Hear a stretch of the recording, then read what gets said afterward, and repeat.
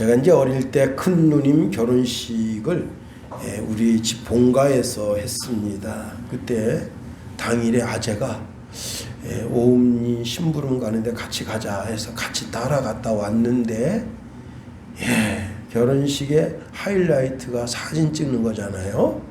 그 사진 찍는데 제가 빠졌습니다. 어머니가 넌 어디 갔다 왔니? 참 그때 아니 그 왜 하필 그 시간에 옴니 가자 했을까? 그래서 큰 누님한테 미안한 마음 가득합니다. 서울의 한 교회에서 구역장 이제 교육을 목요일 날 시키는데 한 구역장이 한 30명 정도 되는데 그날 날씨가 아주 굳어요. 비도 오고 바람도 불고 그러니까 사람들이 가기 싫다 그래서 30명에 10분의 1 딱 3명이 왔어요. 근데 3명도 마음이 신숭생숭 그런데 어떤 분이 이런 말을 하는 거예요. 야 30명 중에 겨우 3명 왔는데 오늘 목사님이 구역장 성경부를 하시겠어? 이런 걸 목사님이 지나시다가 우연히 들었습니다. 그래서 목사님이 그날 다른 때보다 더 진지하게 성경 공부를 했다고 합니다.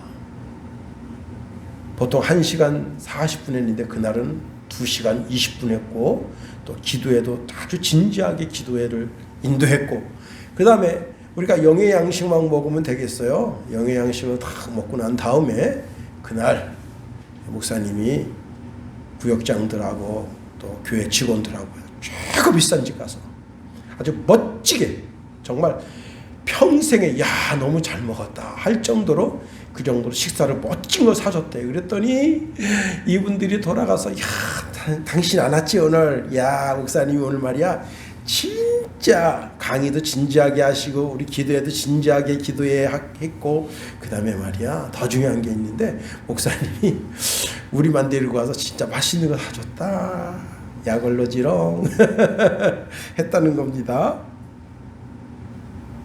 여러분 모든 예배 모든 교육에 잘 참석하기 바랍니다. 시편에 보면 한 순례자가 이런 고백을 합니다. 122편 1절에 사람이 내게 말하기를 여호와의 집에 올라가자 할 때 내가 기뻐하였다 했습니다.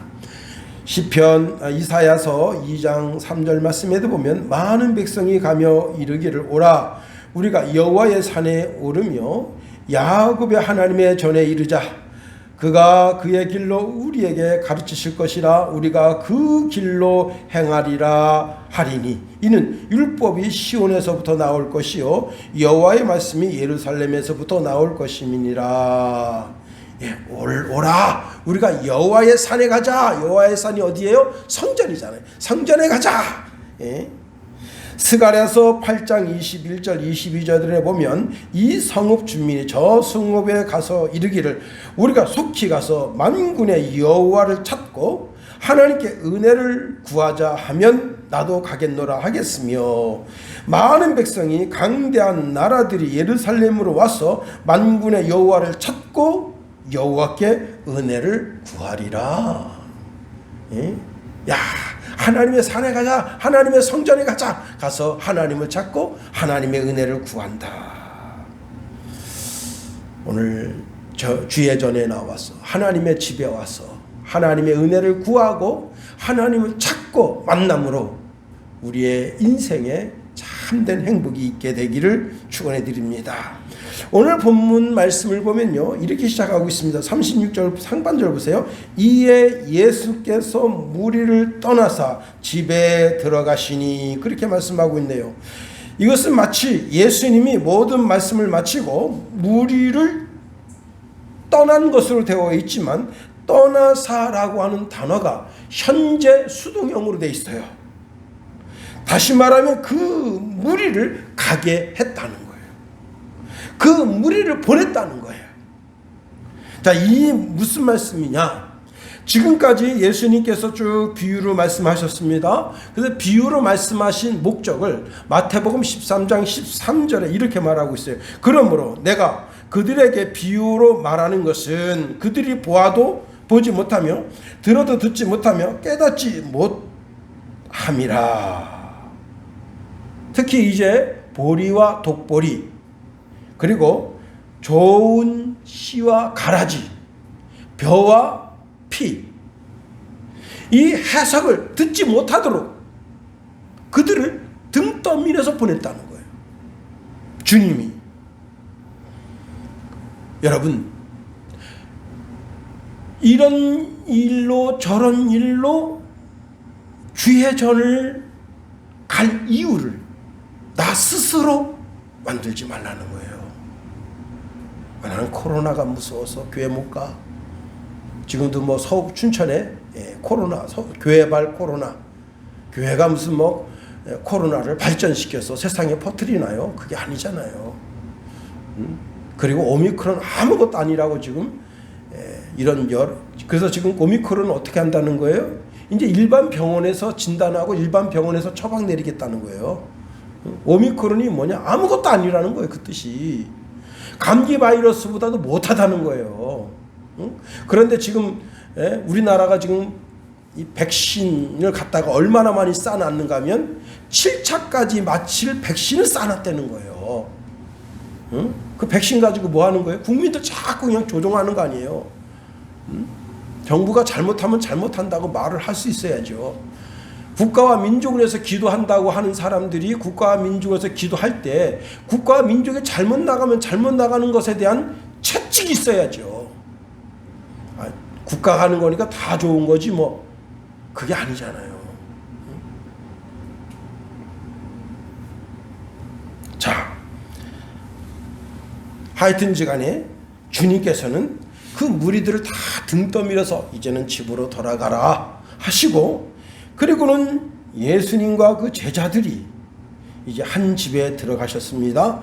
그리고는 그 집에 들어갔을 때 제자들이 이렇게 말합니다.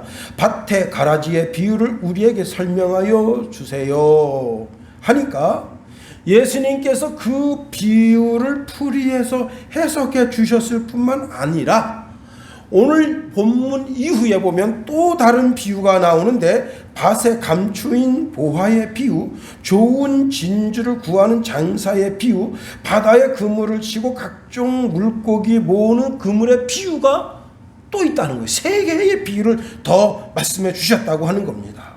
자, 아니 여기서 궁금증이 생기는 거예요. 왜 주님은 지금 수많은 무리들을 보내시고 이 비유를 풀이해 주는 것을 제자들에게만 풀이해서 해석해 주시고 또 다른 비유를 또 말씀해 주셨는가 하는 겁니다.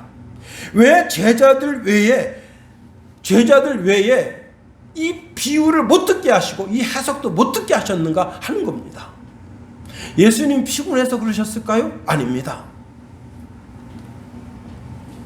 예수님이 피곤해서 쉬시기를 원하셨다면 제자들이 비유를 그 비유가 무슨 뜻이지요? 그 비유를 좀 해석해 주세요. 그렇게 말할 때 야, 오늘은 피곤하니 내일 가르쳐 주겠다. 그러실 수도 있는데 그렇게 하지 않은 이유가 무엇인가 하는 겁니다. 많은 사람들이 예수님께 말씀을 들으러 왔습니다. 우리도 이렇게 주의 전에 말씀을 들으러 와서 지식이 더해지고 지혜가 더해지고 그 말씀이 우리 마음판에 새겨지고 그래서 우리가 하나님 말씀대로 살려고 하는 몸부림이 우리 속에 생긴다면 얼마나 좋겠어요.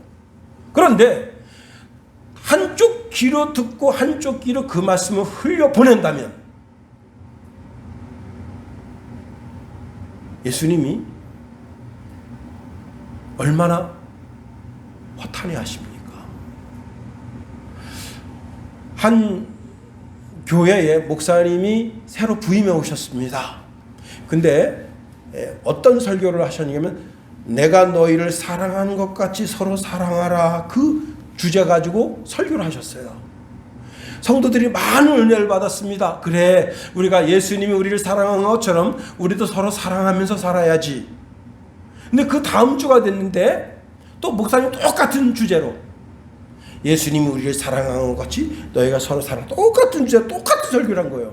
아, 목사님이 바쁘셔서 설교 준비를 못 하셨구나. 그러니까 똑같은 설교를 하셨지. 세 번째 주가 됐는데 또 똑같은 주제로 똑같은 설교를 하신 거예요. 그랬더니 성도들이 화가 난 겁니다. 아니, 우리가 똑같은 설교 들으러 왔나? 아니, 목사님 뭐 그래? 설교 준비를 안 하시는구만.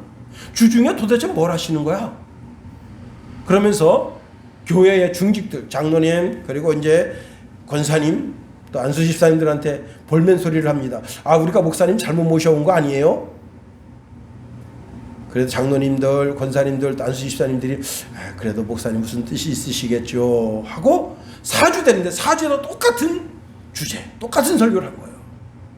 그래서 이번에는 장로님과 권사님, 안수 집사님이 들고 일어났습니다. 목사님 설교 마치고 이제 당회장실에 들어갔을 때 쫓아 들어갔어요. 목사님, 아니 어찌 이러실 수 있습니까?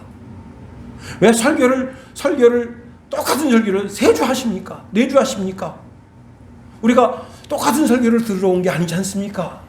그랬더니 목사님이 뜻밖의 말씀을 하셨습니다. 여러분이 예수님께서 내가 너희를 사랑한 것 같이 서로 사랑하라 그렇게 말씀하실 때 첫날 그 말씀 들을 때 여러분들이 어떻게 하셨습니까? 다 아멘 하셨죠. 그 아멘이라는 뜻이 뭡니까? 이 말씀대로 내가 살겠다고 하는 믿음의 각오, 결기를 보인 것 아니겠습니까? 그런데 여러분이 과연 일주일 동안 살면서 정말 예수님이 나를 사랑한 것 같이 이웃을 사랑하면서 사셨습니까? 제가 똑같은 설교를 지금 3주 했는데 오늘까지 4주 했는데 정말 예수님이 나를 사랑하신 것처럼 이웃을 사랑하면서 사셨습니까? 여러분의 삶에 그 말씀대로 실천되지 않는다면, 그 말씀대로 살아가지 않는다면 저는 다음 주에도 똑같은 설교를 하겠습니다. 여러분, 저는 설교 준비하냐고 참 열심히 설교 준비합니다. 그런데 여러분이 설교 말씀을 듣고 내가 저 말씀대로 살아야지 하는 삶의 실천이 없다면 이것은 공허한 메아리에 지나지 않는 거예요. 예수님이 그걸 염려하시는 거예요. 요한복음 6장에 보면 마지막 부분에 많은 사람들이 이렇게 말합니다. 말씀이 어렵다. 이 말씀 너무 어려워서 어떻게 우리가 들을 수가 없어 하고 서로 수근수근 됩니다. 그때 예수님이 아주 대놓고 말씀하셨습니다. 이 말이 너희에게 걸림이 되느냐? 그러면 너희는 인자가 이전에 있던 곳으로 올라가는 것을 본다면 어떻게 하겠느냐? 살려는 것은 영이니 육은 무익하니라. 내가 너희에게 이른 말이 영이요 생명이라. 그러나 너희 중에 믿지 아니하는 자들이 있느니라 하니까 거기 왔던 수많은 사람들, 이 사람들이 어떤 사람들인가 하면 오병이어의 기적을 통해서 떡을 먹었던 사람들이에요. 다 떠나갔어.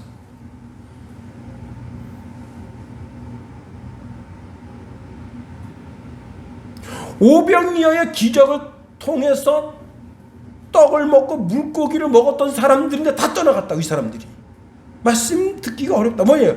말씀대로 안 살겠다는 거예요. 응? 예수님 말씀대로 안 살겠다는 거예요. 예수님의 피를 마시고 예수님의 떡, 예수님의 살을 먹는 삶, 다시 말하면 예수님이 제시하는 삶을 안 살겠다는 거예요. 이 갈릴리 사람들은요, 전통적으로 호전적인 사람들이에요. 호전적인 사람. 그래서 로마가 아주 껄끄럽게 생각하는 사람들이에요. 로마가 어떤 정책을 하면 해봐라. 아주 껄끄러운 사람들이에요. 그런데 서로 사랑하라. 서로 사랑하라. 서로 사랑 같은 소리 하네. 지금 무슨 사랑 타령이야. 그리고는 예수님 말씀하시는 그 말씀에 도전하는 겁니다. 기가 막히죠. 그때 제자들도 많이 흔들렸어요. 많은 제자들이 예수님의 피와 살에 대해서 이해를 못하고 떠나면서 제자들도 흔들립니다. 예수님이 이렇게 말씀하십니다. 너희들도 가려느냐? 그때 베드로가 아주 놀라운 대답을 했습니다. 주여, 영생의 말씀이 주께 있사오니 우리가 누게로 가오리까? 우리가 주는 예수님은 하나님의 거룩하신 자인 줄 믿고 알았사옵나이다. 그런데 더 놀라운 것은요, 그때 예수님이 너희가 내 살과 내 피를 마셔야 된다 말씀하시던 그때 가룟 유다가 예수님을 팔려는 생각을 했다는 거예요. 이 실로 놀라운 겁니다. 그래서 요한복음 6장 마지막에 이렇게 말씀하고 있습니다. 내가 너희 12를 택하지 아니하였느냐? 그러나 너희 중에 한 사람은 박이니라. 그러면서 성경에는 해석을 붙여놨어요. 이 말씀은 가룟 시몬의 아들 유다를 가리키심이라. 그는 12 중에 하나로 예수를 팔 자라라. 예수님이 성만찬에 대한 말씀을 요한복음 6장 보세요. 6장은 굉장히 길어요. 72절까지 있나 그래요. 그렇게 그 성만찬회에서 쭉 말씀하실 때 그 말씀을 듣고 예수님을 팔려고 하는 마음을 먹었다. 왜 예수님이 12 제자에게만 가라지 비유를 해석해 주시고 또 더 나아가 다른 3가지 비유를 제자들에게만 들려주시는가? 수천 수만의 사람들이 다 듣고 은혜를 받아 누리면 얼마나 좋겠어요. 그런데 그들이 듣기는 들어도 그 뜻의 진리를 깨닫지를 못하는 거예요. 그리고 이들이 어떻게 된 거예요? 나중에 예수님께 돌을 들어서 예수님께 돌을 들어 친 겁니다.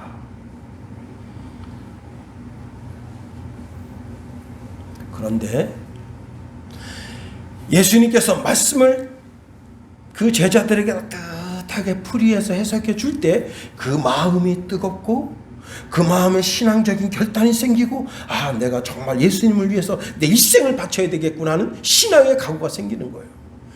여러분, 예수님께서 부활하시던 날 아침 온 예루살렘이 아주 시끌시끌합니다. 왜? 시체가 없어졌거든요. 예루살렘 당국자들이 병사들을 끊임없이 아리마대 요셉의 무덤에 보내서 그 무덤을 확인합니다. 야, 정말 거기 시체가 없더냐? 그러니까 일부 병사가 이야기합니다. 우리가요 거기 조사하러 내려갔다 오다가 예수님의 제자들을 만났는데 그 제자들이 하는 헛소리가 예수님 부활했다 합디다. 야, 이 사람들아, 쓸데없는 소리 하지 마라. 모든 피와 물을 흘리고 죽었는데 어떻게 사람이 되살아난단 말이야? 하고 그 제사장 무리들이 오히려 병사들을 꾸짖습니다. 그러니 다시 한번 가봐라. 어찌 되어졌는지, 도대체 무슨 일이 벌어졌는지 다시 한번 무덤에 가봐라 하고 열심히 분주하게 로마 군병들이, 이제 유대 병정들이 그 무덤을 계속 왔다 갔다 합니다. 또 그들 가운데 수사관이 있으니까 수사관들이 수사를 합니다. 보니 거기에 뭐가 있어요? 예수님 쌌던 그 수의가 개켜 있고 그대로예요. 돌이 굴려져 옮겨져 있고. 자, 그리고 더 지금 어수선한 것은 마가 다락방입니다. 마가 다락방에 예수님의 제자들이 거기 다 지금 들어와 있는데 얼마나 불안합니까? 예수 잡아 죽인 저놈들이 우리는 안 잡아 죽이겠냐 이거요. 그래서 불안한단 말이에요. 근데 마리아가 내 부활하신 예수님 만났다 보니까 네가 너무 예수님을 사랑하니까 환영이 보인 거지. 그 예수님 보인 게 아니야.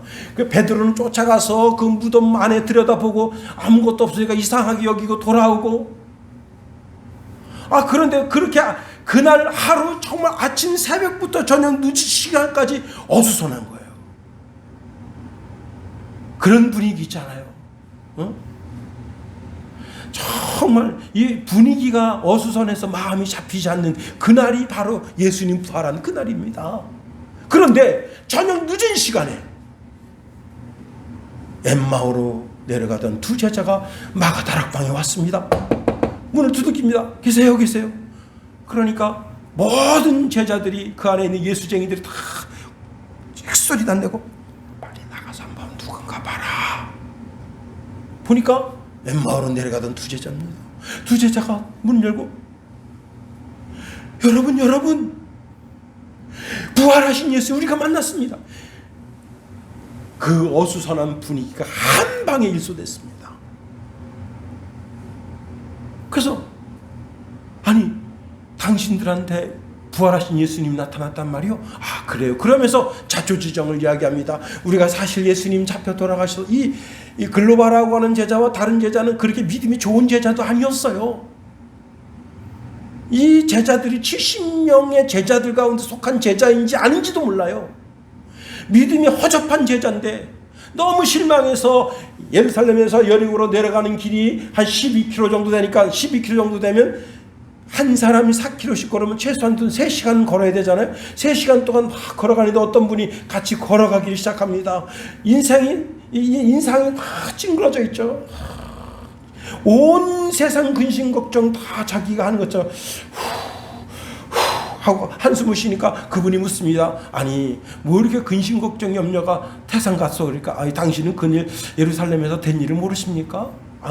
뭔 일이 있었어? 예루살렘에 그 당국자들이 우리 주님 예수님을 십자가에 못 박아 죽였습니다.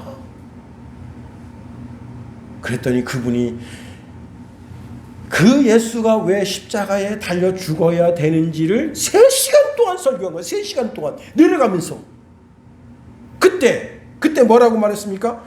예수님이 이렇게 말씀하십니다. 미련하고 선지자들이 말한 모든 것을 마음에 더듬 믿는 자들이요 그리스도가 이런 고난을 받고 자기 영광에 들어가야 할 것이 아니냐 하고 말씀을 계속해서 풀이해서 해석해 줄 때 그 글로바하고 다른 제자가 이렇게 말합니다. 길에서 우리에게 말씀하시고 우리에게 성경을 풀어주실 때에 우리 속에서 마음이 뜨겁지 아니하더냐.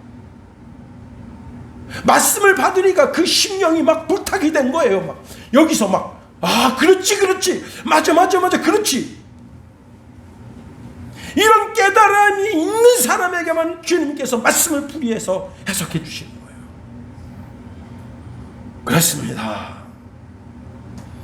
오늘 여러분 심령 가운데 말씀을 깨달아 알아듣게 될 때 성령이 여러분의 심령을 뜨겁게 함으로 말미암아 말씀과 진리 가운데 올곧게 서는 저와 여러분이 다 될 수 있기를 예수님의 이름으로 축원해 드립니다. 오늘 본문의 말씀에 보니까 제자들이 먼저 밭의 가라지의 비유를 알고 싶어 했습니다. 여러분 36절 다시 한번 읽어봅니다. 36절 시작. 이에 예수께서 무리를 떠나사 집에 들어가시니 제자들이 나와 이르되 밭의 가라지의 비유를 우리에게 설명하여 주소서. 그렇습니다. 자, 여러분 우리가 모르는 것이 있으면 어떻게 해요? 궁금하잖아요. 2021년 구글 코리아에서 국내에서 많이 검색한 순위를 발표했는데 첫 번째가 로블록스래. 로블록스. 저는 로블록스가 뭔지 모르겠는데 이것이 메타버스의 열풍을 반영한 메타버스 게임 플랫폼 로블록스가 정상을 꿰어찼다. 그렇게만 설명하고 있어요. 아마 메타버스 여러분 요즘 많이 들어봤죠? 그 다음에 이게 아마 우리 김성훈이가 가끔 이야기해주는 게임 플랫폼 뭐 어떤 거 저떤 거 그런 것 같아요. 그걸 제일 많이 검색했고 두 번째가 코로나 백신 예약, 세 번째가 오징어 게임, 네 번째가 테슬라 주식, 다섯 번째가 비트코인. 여러분 내가 마음에 궁금하면 그거 어떻게 해요? 그 즉시에 구글 검색기로 돌려서 알아보고 싶어 하잖아요. 세상에 궁금한 것을 구글에 물어보면 다 답을 얻을 수가 있습니다. 그런데 영적인 궁금증이 생기면 누구한테 물어야 되겠습니까? 주님한테 물어야죠. 또 담임 목사님에게 물어봐야죠. 이게 도대체 무슨 뜻이죠? 밭의 가라지의 비유가 무슨 뜻이죠? 그걸 설명해 주세요. 저는 늘 하나님 앞에 세 가지 물을 드립니다. 하나님, 저는 무지하고 무능하고 무식한 걸 하시잖아요. 하나님의 지혜를, 하나님의 능력을, 하나님의 말씀을 깨달아 하는 지식을 주소서. 야, 저는 이 기도를 늘 하나님께 드려요. 그럼 하나님께서 내가 몰랐던 것, 그런 걸 말씀을 묵상하다가 깨닫게 하십니다. 바로 그거지. 탁 하면서 말이죠. 야, 바로 그거지. 여러분 자꾸 주님께 물어봐야 됩니다. 만일 제자들이 이 가라지의 비유를 묻지 않았다면 우리는 이 가라지 비유에 숨겨진 엄청난 진리를 깨닫지 못하게 된 거예요. 제자들이 물어보게 되니까 우리도 그 진리를 깨달아 알게 되는 거예요. 여러분 5살짜리 아이가 숫자에 눈이 뜨게 되어지면서 애를 데리고 갔더니 농협 앞에서 이자 1.5%라고 써 있어요. 1.5%? 엄마 왜 수 1에다가 점 찍어서 5가 됐어? 이 점을 모르잖아요. 1.5%가 1.5가 뭐야? 애는 뭘 모르잖아요. 엄마가 야 시끄러. 넌 쓸데없는 거 말이야 이렇게 관심을 두냐? 그러면요 그때부터 대화가 단절됩니다. 야 엄마도 그 1.5가 뭔지 몰라. 근데 야 우리가 한번 은행에 들어가서 은행 업무 보는 언니한테 물어볼까? 그리고는 돈 10,000원 꺼내가지고 통장을 개설하게 합니다. 얘야 통장 하나 개설해봐.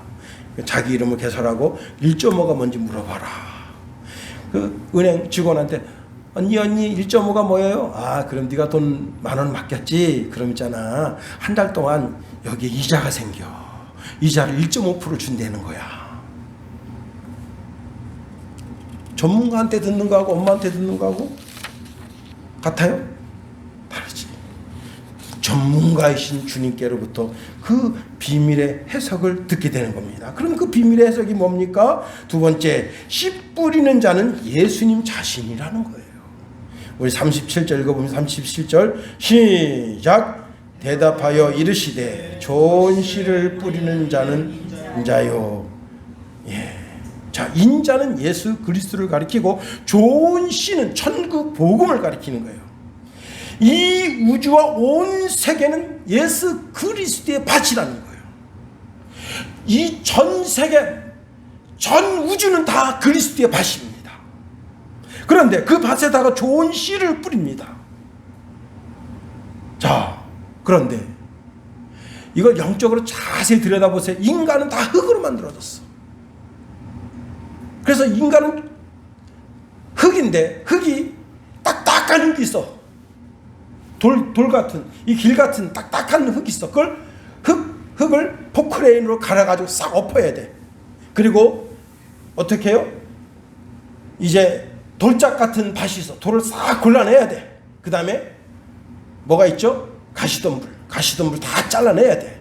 그리고 좋은 밭은 더 좋게 만들어야 돼요. 근데 그런 심령 속에 말씀이 들어와요.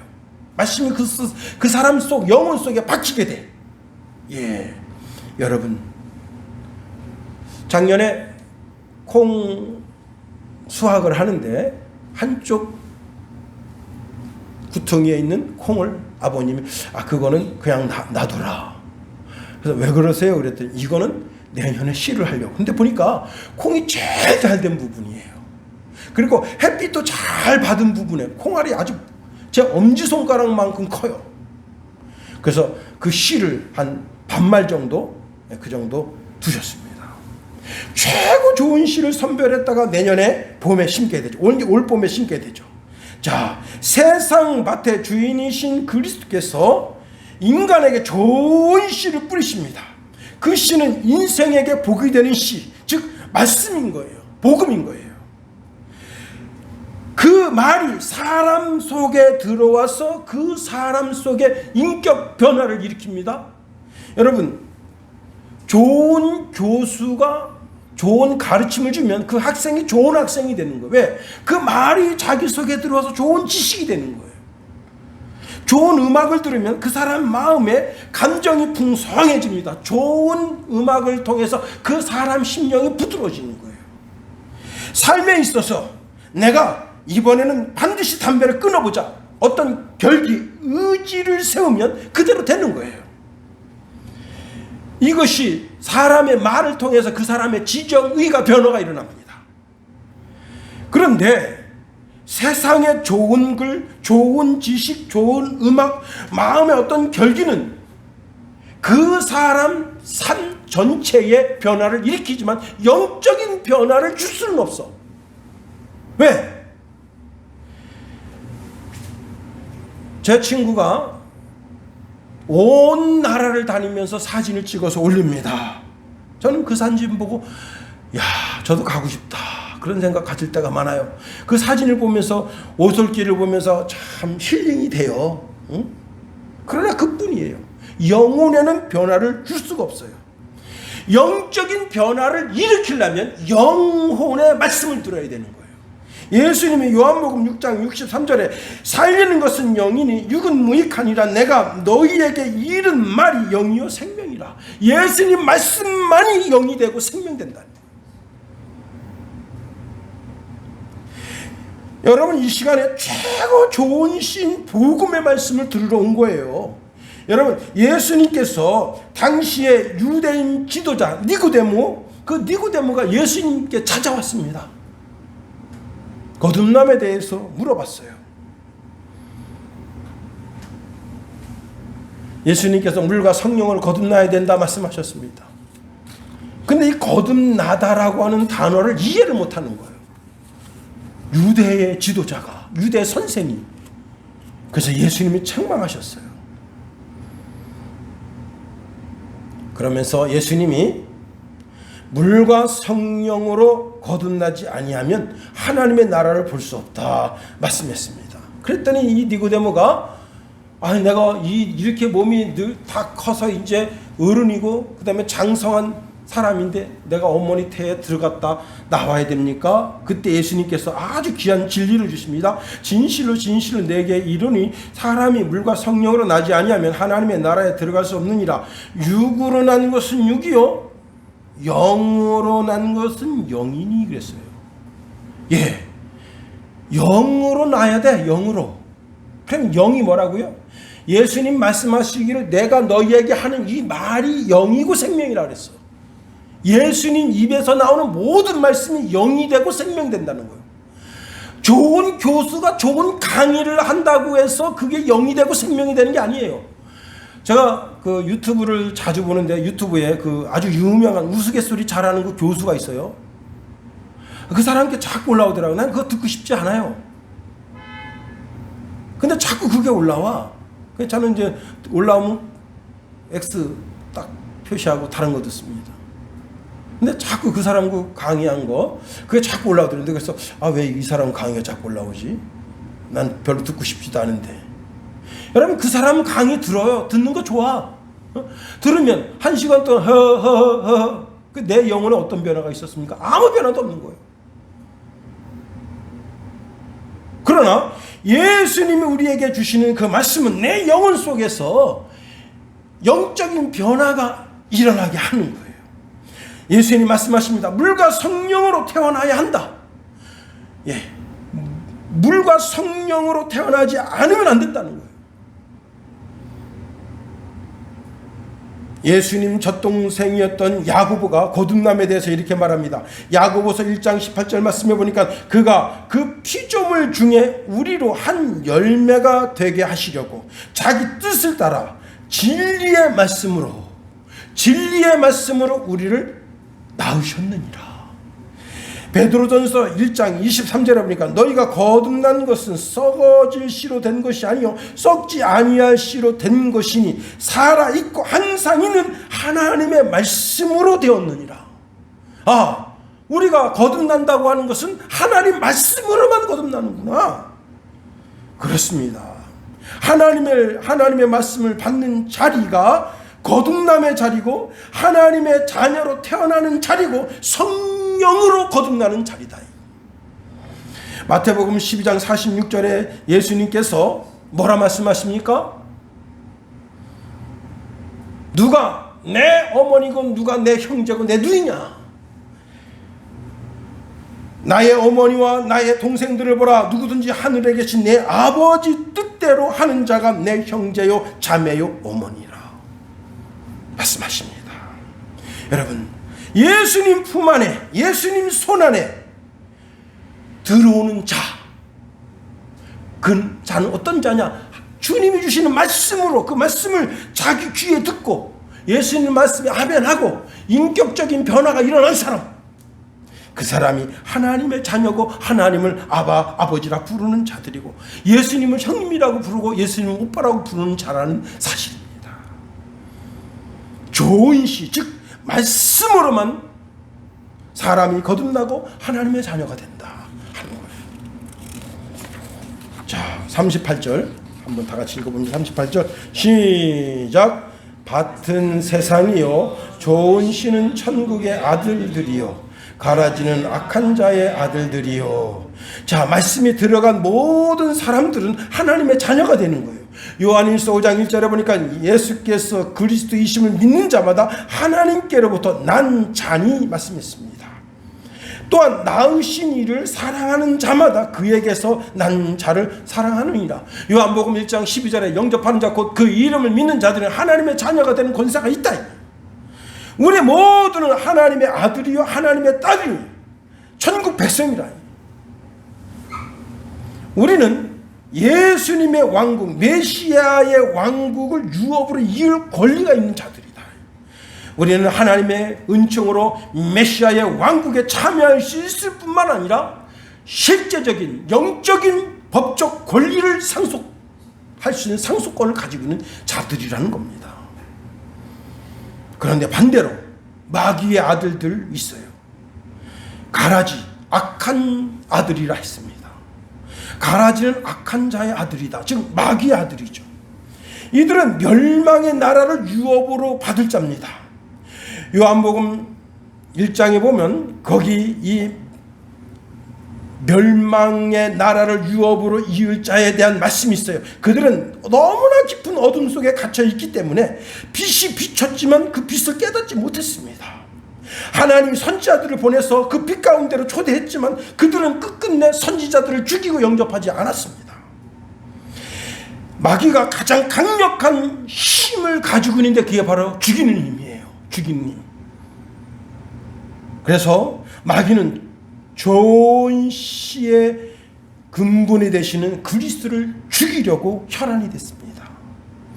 헤롯 대왕을 이용해서 2살짜리 모든 남아를 죽이려고 했습니다. 그때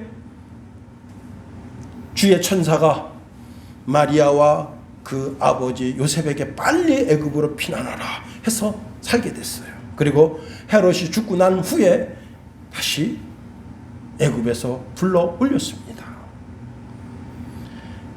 말씀을 좀 더 깊게 나아가면 이제 그리스도의 사역 가운데서 회당에서 말씀을 증거하시는데 예수님의 말씀을 듣고는 화가 난 그 백성들이 예수님을 강제로 회당에서 끌고 동네에 건설된 낭떠러지기가 있었어요. 건설된 낭떠러지기를 끌고 가서 예수님 밀어뜨려서 해치려고 마음을 먹었습니다. 누가복음 4장에 나와요. 근데 예수님께서 그들 가운데 비껴 나가셨습니다. 이렇게도 저렇게도 안 되니까 사내들인 공의에 바리새인 사두개인이 힘을 합쳐서 예수님을 십자가 처형으로 시도했어요. 그 십자가에서 주님은 모든 물과 피를 쏟으시면서 이렇게 말씀하십니다. 아버지여 저들을 사하여 주옵소서 자기들이 하는 것을 알지 못함이니이다 하시고는 최종적으로 다 이루었다 말씀하시고 숨을 거두셨습니다. 예수님께서 십자가에서 피를 흘려 주셨어요. 이 피는 너희를 위하여 흘리는 바 뭐라고 말씀하셨죠? 예. 이 피는 그리고 이 예수님이 살을 말씀하셔서 이것을 받아 먹어라. 너희가 먹어야 될 영적 양식이라고 말씀하셨어요. 십자가에서 몸을 찢고 모든 물과 피를 쏟아서 자 그때 마귀는 자기가 승리한 줄 알았어요. 예수를 죽이면 자기가 승리하는 줄 알았어요. 그런데 그 십자가가 무엇이었는가 하면 마귀를 잡는 틀이었어요. 여러분 시골에서 새 잡을 때 창해가 있어요. 창해. 응? 제가 쌀이가지로다가 창해를 만들었어요. 쌀이가지 싹 구워가지고 2개를 구워요. 그러면 그 가운데 먹이를 쪽쪽 따먹으면 이게 착 이렇게 해서 모가지 탁 걸려요. 그럼 죽어. 어릴 때 그거 아니면 그 창이에요. 창에 그 전선줄을 이렇게 막 비틀어 꼬아가지고 그 가운데다 먹이를 놓고 탁 먹이를 이렇게 쪼면 탁 이렇게 되게 돼 있어요. 목 탁 쳐가지고 목에 부러져서 죽어요. 십자가가 예수 죽이는 틀이에요. 마귀는 그렇게 생각한 거예요. 예수를 십자가에 달면 예수가 죽고 예수가 이 땅에 뿌리려고 했던 좋은 씨가 다 죽게 될 것이다. 그렇게 생각한 거예요. 그런데 놀라운 일이 생겼어요. 어떤 일이 생겼느냐? 골로새서 2장 14절 15절에 보면 우리를 거스르고 불리하게 하는 법조문으로 쓴 증서를 지우고, 어디서? 십자가에서 어떻게 했느냐? 다시 읽어드릴게요. 우리를 거스리고 불리하게 하는 법조문으로 쓴 증서를 지우고 제하여 버리사 십자가에 못 박으시고, 15절에 통치자들과 권세들을 무력화하여 드러내어 구경거리로 삼으시고 십자가로 그들을 이기셨다. 할렐루야. 예수님이 십자가에서 승리했다는 거예요.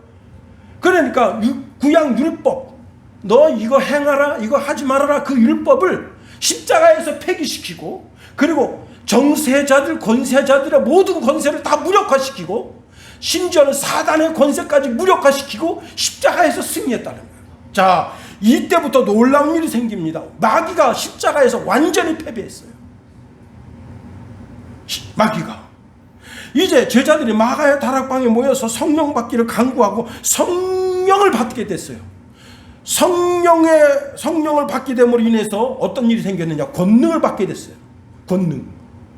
하나님의 아들이신 예수나 그 권능 받을 줄 알았는데 제자들이 이제 성령을 받게 됐어요. 마귀가 완전히 패했어요. 이제는 어떤 일이 생겼느냐? 지옥문을 열고 지옥에 들어간 사람까지 꺼낼 판이에요. 제자들이. 복음의 열정이 예루살렘을 휘몰아칩니다. 여러분, 그래서 예루살렘에 있는 제사장 허다한 무리까지 다 예수 믿어요. 나라가 지금 유대 나라가 지금 완전히 뒤집어졌습니다. 복음화된 거예요. 대한민국이 복음화되듯이 복음화된 거예요. 더 이상 마귀는 쪽소리를 내지 못하게 된 거예요. 엄청난 많은 그리스도인이 막 순교합니다. 순교하는데 예수 그리스도가 하나님의 아들이심을 끝까지 증인하면서, 심지어는 여러분 스데반이 순교하면서 예수님처럼 저들의 죄를 용서하소서, 그리고 웃으면서 환희 가운데 예수님께서 지금 천국에서 나를 위해서 서신 것을 내가 본다. 실로 놀라운 일이 생깁니다. 마귀는 점점점 신음소리가 깊어지고 마귀는 자기가 죽어가고 있는 것을 스스로 느껴요. 그리고 수많은 천군 천사들이 기뻐하며 예수 믿는 그리스도인들의 삶 속에 진정한 기쁨과 즐거움과 영적인 환희를 가져다 주고, 수많은 사람들이 영적인 부흥이 일어나서 그들의 영혼의 삶에 주체할 수 없는 기쁨, 하나님 주신 즐거움으로 그들이 기뻐하게 됩니다. 자, 그런데 그렇게 마귀가 사용했던 가장 강력한 핍박을 통해서 마귀는 완전히 멸망하게 됐어요. 완전히 죽었어요. 마귀가 죽어버렸어요. 말라 비틀어져 버렸어요. 그런데 어느 순간서부터 귀신들이 춤추고 귀신들을 부리는 사단의 권세가 점점점 살아나면서 사단이 희죽희죽 웃게 되는 일이 생겨났습니다. 왜? 어떤 일이 생겼는가? 그게 교회 밖에서 일어난 것이 아니라 교회 안에서 일어나기 시작한 거예요. 교회 안에서 마귀가 교회 밖에서는 찍소리 못했는데 이제 교회 안에서 마귀가 즐거워하고 기뻐하고 사탄들, 마귀 귀신들이 기뻐하고 즐거워한 일이 생기고 사탄이 기뻐하고 즐거워한 일이 교회 안에서 생기기 시작한 거예요. 그게 가라지를 교회에다 뿌린 겁니다.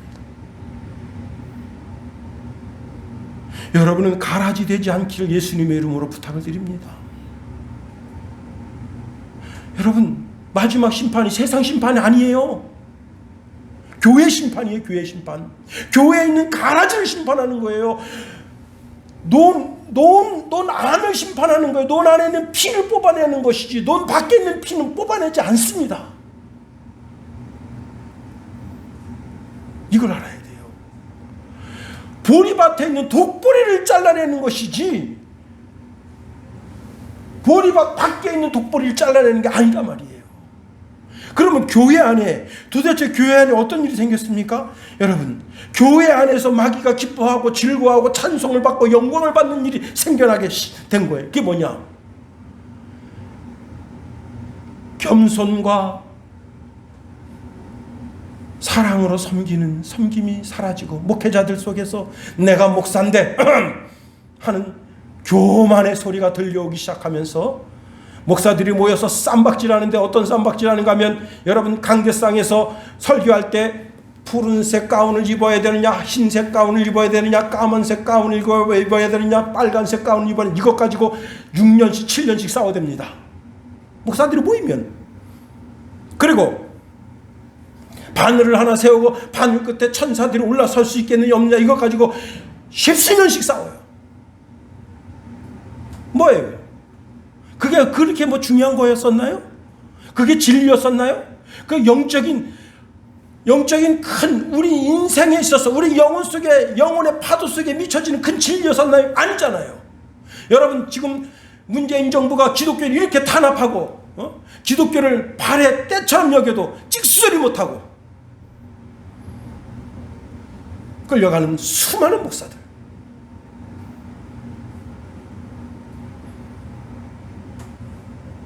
왜? 자기 자신이 교회에 갈아지는 것을 스스로 나타내는 겁니다. 진리 가운데 서지 않아요. 그래서 좀 약간 곁길로 나갑니다만 한국 교회는 미국 목사들이 망친다 그 얘기를 하고 있습니다.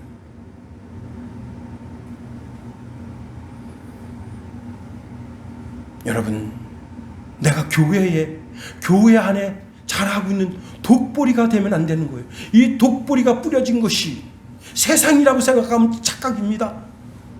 독보리가 뿌려진 것이 바로 교회예요. 교회 속에 있는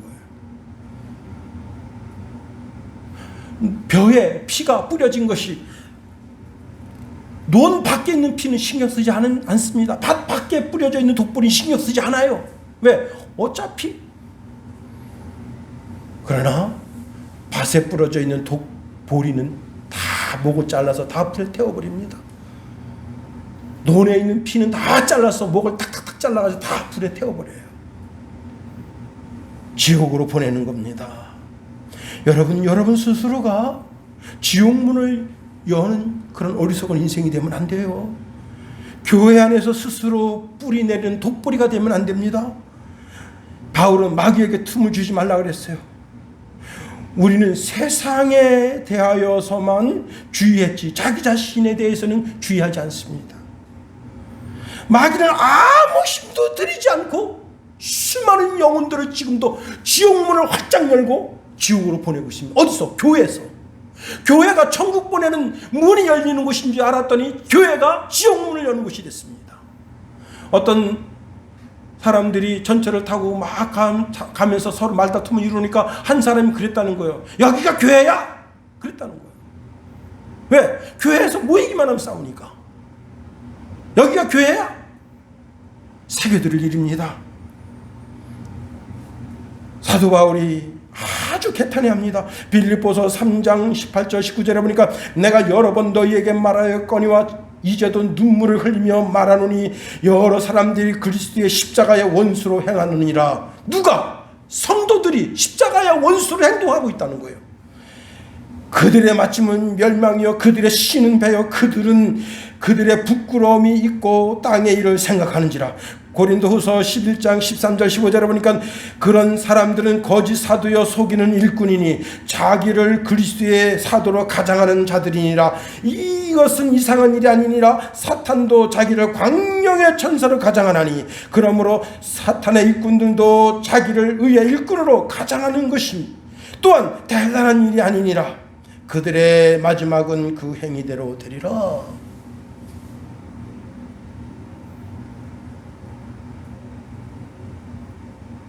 사도 바울은 에베소 교회에서 3년 반 동안 눈물로 성도들을 권고했대요. 여러분, 에베소 교회가 어떤 교회입니까? 에베소 교회는 지금은 없죠. 허물어졌어요. 근데 그 기둥이 어떤 줄 알아요? 세 사람이 이렇게 팔을 이렇게 해야만 쌓을 수 있는 기둥으로 올라선 교회예요. 12기둥으로. 그럼 그 교회가 얼마나 큽니까?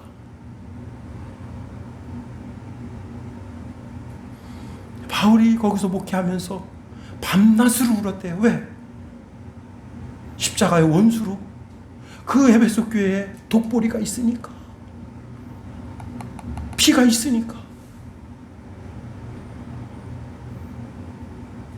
여러분, 절대 여러분이 하나님의 천국문이 열리는 교회에서 지옥문을 여는 입장에 서지 마세요. 가장 불쌍한 자입니다.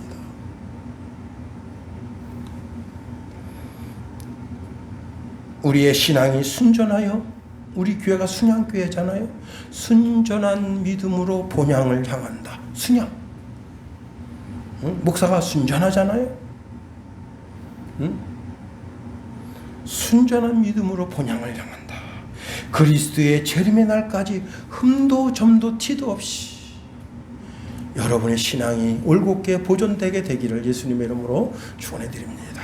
기도하겠습니다. 하나님 감사합니다. 하나님, 가라지 비유의 해석을 우리에게 알게 해주시니 감사합니다. 이제 예수 그리스도의 거룩한 보혈로 하나님의 자녀된 우리가 교회에서 그리스도 예수의 피와 살을 먹고 더욱더 강건하여 그리스도 예수의 나라를 상속받는 상속자로 잘 자라서 주님이 땅에 재림하실 때 할렐루야 영광 올려드리며 주님 보좌 앞에 담대히 나아가는 주의 백성 되게 하시고 한 심령도 가라지나 논에 피가 되는 그런 어리석은 인생이 되지 않도록 우리를 붙드시며 인도하여 주소서. 늘 날마다 천국문을 여는 주의 백성 다 되게 하소서. 예수님 이름으로 기도합니다. 아멘.